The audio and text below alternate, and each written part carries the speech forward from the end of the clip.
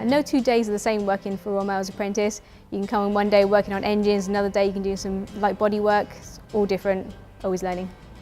Royal Mail's fleet is actually really vast, which means you actually get multi-skill as opposed to working for a main dealer that would only work on Vauxhalls or would only work on Fords. You actually get a bigger variety of skills. We're not just working on the red vans. As a company there's contracts with British Gas and we've got external work, we've got the auto care system, and soon it's going to become totally public. No matter who you are, you can have your car worked on by us.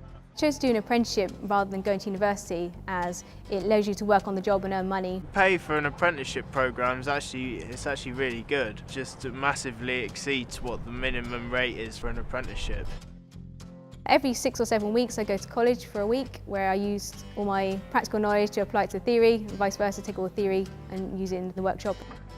I'm entirely supported as an apprentice. I've got massive chain of command, if you will, above me. I've got my mentor, supervisors, managers, and just all the other guys in the workshop help you when you've got a problem.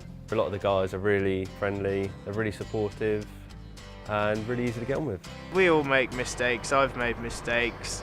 It's the best way to learn is by making mistakes. So far the apprenticeship has been challenging, fun, different. It's just been a great experience.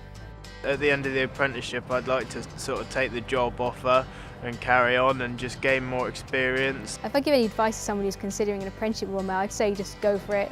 It makes no difference how old you are, your gender, anything, you'll be accepted. It's a really great company to work for.